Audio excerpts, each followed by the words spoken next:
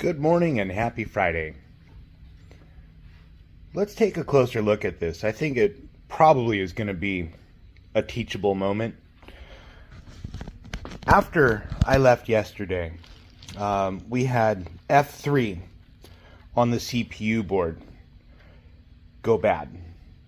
And the fuse was replaced and it failed again. And then the CPU board was replaced. And the same fuse on the different CPU board failed again. And then the 7, 8, and 9 pin holders were replaced at that point. I think it became pretty obvious quickly that the CPU board was not the problem. It's been my experience that these boards can fail and they do go bad. But what I've seen, instead of fuses blowing, is erratic operation. What I've seen mostly is grippers on the pin holders will open and close kind of erratically. Or you get some weird functions, error codes for things that haven't actually gone wrong. So let's test our pin holders and see if the issue lies within one of these. I've got the service manual opened up, and if we look at F3, it says 7, 8, 9 pin holder solenoids and stroke limiter solenoid and the frame counter. So what we can do, and it might save a little bit of time, is if we were to electrically test the pin holders rather than taking the time to swap all of them out and just pray and hope that maybe one of them was the problem. I've got our tester cable probed up on the solenoid and we are set to ohms. We're reading 26.1 ohms. So this should be good. Your ohm reading will change when you actuate the plunger. You're inducing, you're not even in frame, you're inducing a magnetic field in this coil when you move it. But this one seems good. Next pin holder reads pretty similar, 26.3 ohms. So this one seems good. Let's check the last one. 26.4 on this one. I'm going to wiggle the wires a little bit here and see what we can see. Nope. Okay, so this pin holder tests good also. What we don't know, and it wasn't noted in yesterday's log, is if the fuse blew right away or if it took a few frames. But another thing that just occurred to me is we might be able to check. We'll probe one of the coil leads up here to the housing and see if we have any type of a short. I haven't seen anything that looks abnormal in these pin holders yet, but we may have a wiring issue somewhere else, like on the setting table frame, that every once in a while, we may have a frayed wire somewhere where the insulation has deteriorated and it's touching one of the swing shaft rows. We've gotten most of the pin holders on except for those three, but it's a good reminder to inspect your wiring while you're doing this. This one was damaged, so we're going to patch that up while we're here. Another thing is also maybe we want to take a look at the stroke limiter solenoid and the frame counter wiring also and make sure we don't have any issues there. Both of those things are part of this circuit as well. I think it's very important to have a meter. It doesn't need to be a fancy brand, but it should have ohms. You should be able to do a tone continuity test, check AC voltage and DC voltage for just basic GS Pinsetter type things. We are out in the Pinsetter area. We're going to take a look at the stroke limiter solenoid. We've got our tester cables.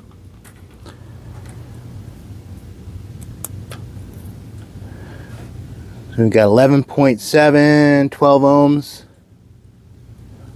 for a black solenoid. Black solenoids are 12 ohms. Everything's falling apart. So 11.6, 11.7 is perfect. So I doubt we have an issue with the stroke limiter solenoid. Let's jump down below and we'll take a peek at that rear swing shaft and the wiring in there. This is going to be a bit of an awkward angle. You guys are stuck to the bottom of the setting table, but we're going to remove all of our pin detecting plates for 7, 8, and 9. And then behind that we've got wire cover that we're going to pull down and inspect all of the wiring harness in this area. With all of the pin detecting plates out of the way and the wire cover off, we have pretty easy access to this. I like to do this with the table up. I'm laying on my back looking up. It's a little easier on me because I'm not a tiny person. I tend to have some back problems. Have a little bit of a pinched wire right here. Let me see if I can zoom you guys in on that. Can you see? It is a blue wire, which I believe, let me check. I don't know if blue is solenoid. Let's see. Let's look up here. Blue is a solenoid wire. So white and blue are going to be for the solenoids on the wiring harness. So that poses an issue right there. That could have made contact with this metal plate, essentially sending voltage to ground. But we're not done looking yet. There may be more areas, right? We're just not going to stop at the very first thing we find. If you find that maybe you need a little more wiggle room to check your wires, these clips come out. They just unsnap. And then you can look even under your clips, because you never know where it's going to be. I mean, it could be anywhere, literally. I'm not seeing anything here. This is good. Let's move over to number 9.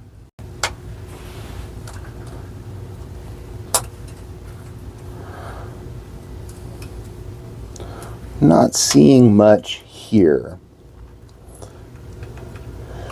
We do have, we should reposition this plug a little bit. We are somewhat close to our moving parts of our pin holder here. Not crazy, not dangerous, but just a little close for comfort. That's better right there. We are clear of moving parts. I'm not seeing any, I mean, here it's rubbing against the plastic. We've got a little black chafe mark. But that's not of any real concern that I have. So the only thing I'm seeing is that chafed blue wire under the number 7 pin holder. So let's take care of that. This chafed blue wire here on the left edge of your screen, we're under the 7. This blue wire goes next door to the number 8 pin holder. If anybody cares. If I had to guess, my money would be on that the fuse holder didn't have an issue after the pin holders were replaced, because this wire got jostled. The action of just moving the wires physically cleared the short.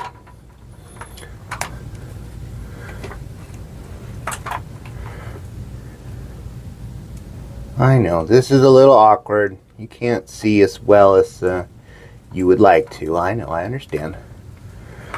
I am left-handed, so I have to do everything the most difficult way possible. We're gonna cut our wires. We're gonna bring in some solder shrink.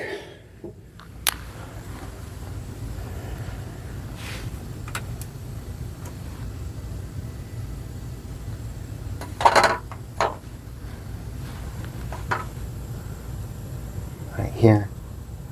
What I'm gonna do to maybe help me out a little bit, I have, there we go, a whisker. I'm going to shrink just the bottom edge here.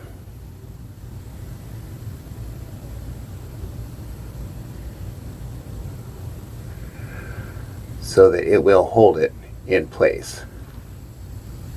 Hopefully. Well, we continue our work. I'm also on super duper low heat and not working as well as expected. That's okay. We'll get there.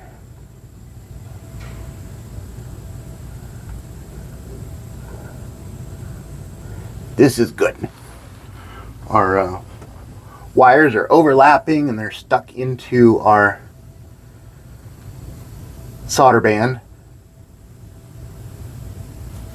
Do we need more heat? Maybe we do. Full power. There we go.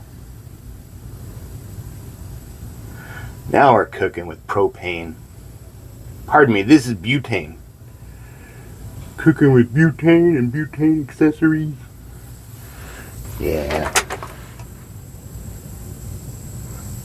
Try and get heat all the way around it. We need to melt that solder band.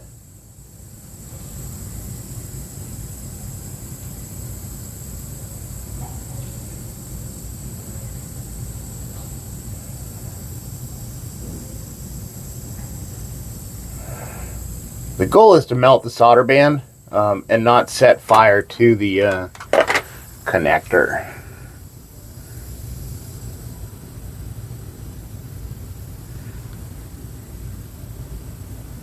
I haven't seen that solder flow yet, but I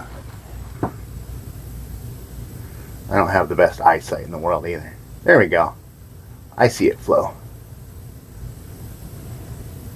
This is good.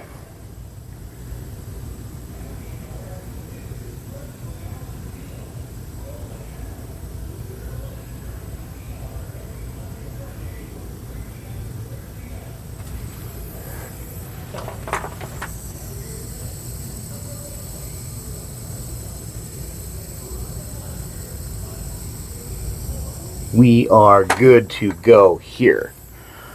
Let's turn our torch off and we will button this up. You guys can see my beautiful solder connection here.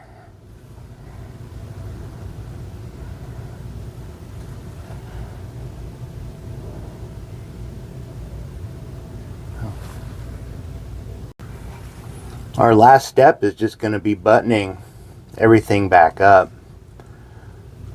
We have a couple of bundles. They're getting a little crisscrossed. I'm not super worried about that, but I don't want to stuff too many wire connectors into one slot.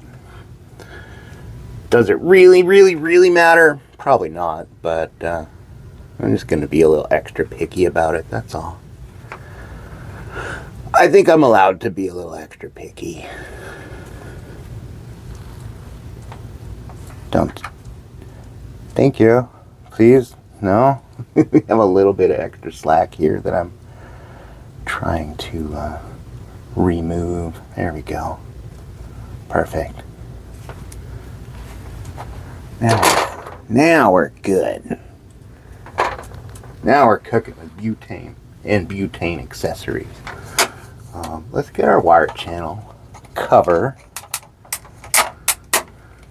Crinkle, crack, snap, pop. It's probably very annoyingly loud on the microphone. Uh-oh. I'm on the wrong side of this pin holder on number 10. I didn't take that one off. You can't see, but trust me, it is routed correctly now.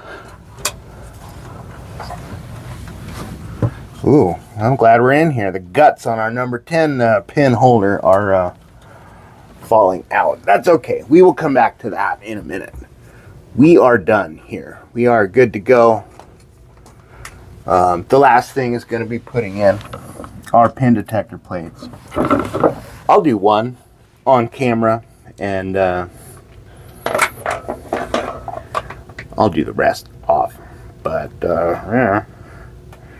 Yep, pin detector plates going in there, if I can get it lined up properly. Got one pin, pivot pin coming in there, pivot pin coming in on the other side. And that is going to wrap it up for this problem. We've just hopped over to our number 10 pin holder real quick. I have some wire mesh sticking out here a little bit. That's okay, but we're dangerously close to that switch leg, so we're just going to mat that away. But our plug here was dangling precariously in the wind, and we should probably correct that real quick while we're here. That's better. Good, good. All right, that's a wrap. Now we're done.